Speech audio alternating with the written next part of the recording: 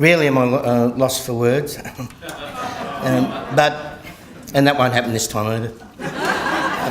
But I first of all would like to acknowledge our first Australians, the traditional owners of this land, for the way they've looked after it and continue to look after it, and would like to pay my respects to all of them, past and present, and those folk that are here today.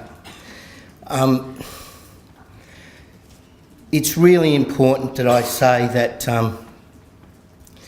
I do feel privileged to be standing here today as a young fella from Broadmeadows, one of seven kids.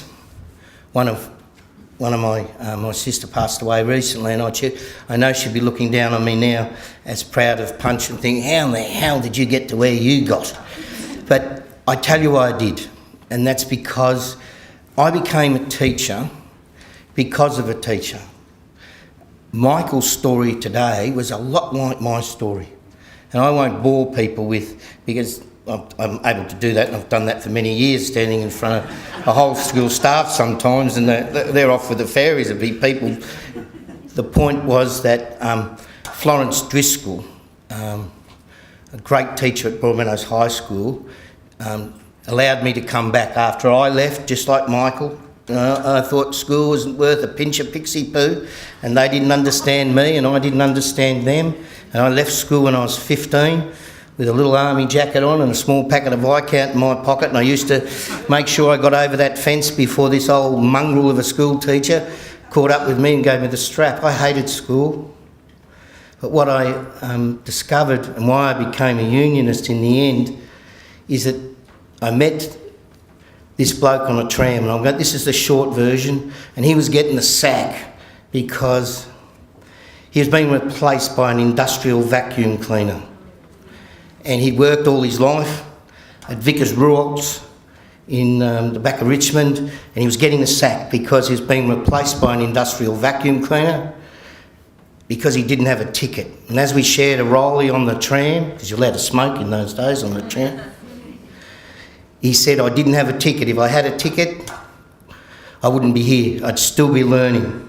And I'd be the one that'd be designing that bloody vacuum cleaner, and I'd make sure people still used them and had to use them, and people wouldn't get the sack. So instead of becoming a motor mechanic, I decided to go back and talk to a teacher, the only one that had a bit of time for me when I was at school. So quickly, Florence Driscoll said, you can do this and I will walk with you, and she helped me pass the Form 4 tests, intermediate or whatever it was called, stay at school. I got a scholarship to go to uni because I've got 7 kids in Broady. We never would have been able to do that. And school became really important to me because it was going to give me a ticket. And then I graduated from the Teachers College, the first in my family to do a course when it was free in the early 70s. Again, never been able to do it if it wasn't for the power of public education. And I've always believed in public education, it as a public good. And you can make a difference.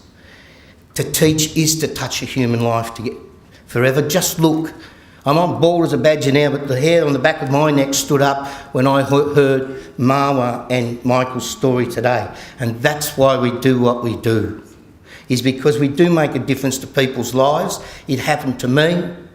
And I just feel a bit of a fraud to be standing here and after the other presentations about life membership, because I've taken so much from people that cared, from people that were teachers and showed the way, as we all do. And I've worked with some remarkable people over the journey, fantastic leaders in Victoria. We were 4 or 5 unions. I mean, I was part of the primary men's branch, for Christ's sake. You know, I mean, where were the VTU? Every organisation has to start somewhere. But I joined a family with Tony. Anne's here today, Anne Taylor, an outstanding leader and an activist, and Tony and Harlan and Kim. And I joined a family that became a union. And we became one union from 4 or 5, and we had a direction. Bit political in a way, I think was the term they used, but Mary and Brian and people like Meredith and Justin emerged, and we have a great union in Victoria, and we've made a strong AEU nationally. And working with the National Principals Committee, you really see the difference that good leadership makes, but a good leader is only as good as how well he or she can support the people that make the real difference. And that's the teachers, and make sure every one of the kids, even the little screamer in the back of the room like young Popey was in the 1960s, they too have their story. And I want to thank everyone that I've worked with in Victoria and in the unions that I've been involved in for giving me the opportunity to have that voice. And yes, sometimes I think the quality of an organisation is the way it allows people to have different views. I mean, for years and years and years, we had a family. We used to stand up at council. We didn't have enough votes, but we had the opportunity to voice our opinion. And suddenly, change happened.